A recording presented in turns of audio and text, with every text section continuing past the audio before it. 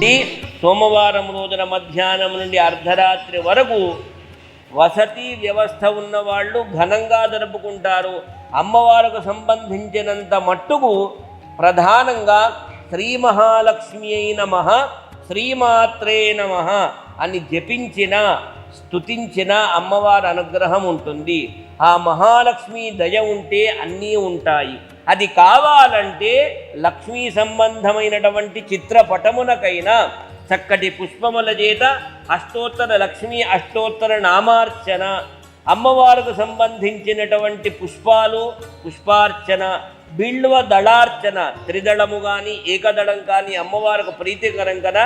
కనుక అమ్మవారికి బిల్వములతో కానీ ఆ ఋతువులో ఆ సమయములో మనకు సంభవించినటువంటి సమీకరణ చేసుకున్నటువంటి పుష్పములతో లక్ష్మీదేవికి పుష్పార్చనను పుష్పాంజలిని సమర్పించుకొని అమ్మవారి అనుగ్రహాన్ని పొందడం, అమ్మవారి యొక్క ఆశీస్సులు స్వీకరించడం, అమ్మవారి యొక్క అనుగ్రహముతో మహాలక్ష్మి అనుగ్రహముతో సకల శుభాలు జరుగుతాయి. శ్రీ మహాలక్ష్మీ నమః.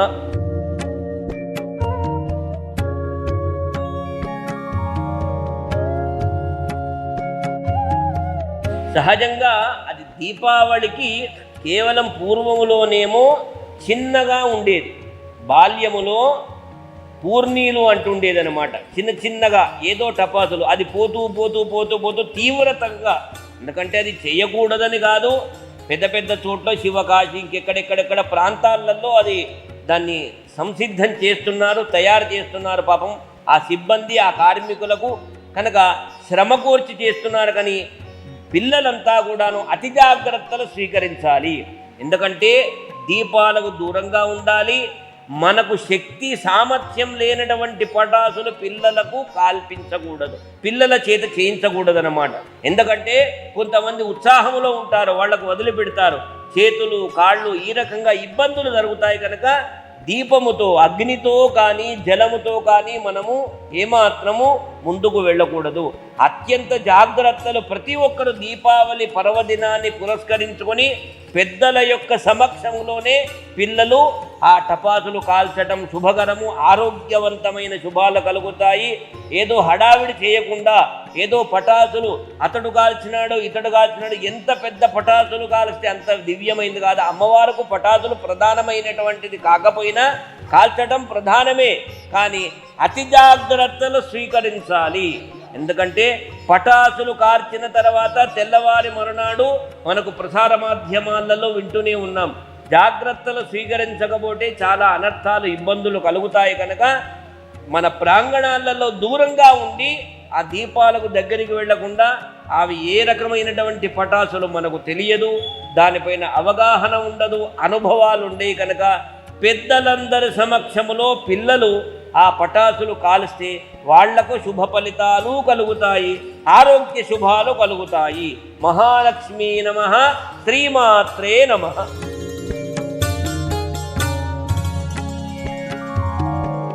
పంచారామాలు కూడా ఇప్పుడు పంచరత్నాలని చెప్పుకున్నామే.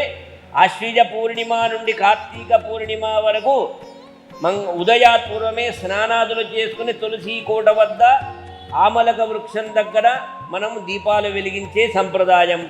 ఆ మాసాంతము అవకాశం కలిగిన వాళ్ళు చాతుర్మాస్య ఏకాదశి, పావన కార్తీక మాసములు ఏకాదశి, తులసీ ద్వాదశి, త్రయోదశి, వైకుంఠ చతుర్దశి, పావన కార్తీక పూర్ణిమ 5వ తేదీ నవంబర్ వస్తుంది. కనుక ఈ పంచరత్నాలలో 5 రోజులలో ఉదయాత్పూర్వమే మంగళ స్నానములను చేసుకొని దీపాలు వెలిగించుకొని ఆలయాలకు వెళ్ళి దర్శనాలు చేసుకోవటం, పంచారామాలకు వెళ్ళి దర్శనాలు చేసుకోవటము వలన ఆరోగ్య శుభాలు జరుగుతాయి. సర్వే జనాః సుఖినో భవంతు, సమస్త సన్మంగళాని భవంతు. మహాలక్ష్మీ నమః, శ్రీమాత్రే నమో నమః.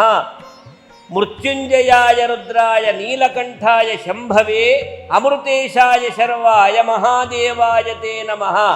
విష్ణవే నమః. నారాయణం పద్మాసనే పద్మగరే సర్వలోకైకపూజితే శ్రీమన్నారాయణ ప్రియే దేవి సుప్రీత భవ సర్వదా. విష్ణవే నమః, మహాదేవాయ నమో నమః, మహాలక్ష్మీ నమః.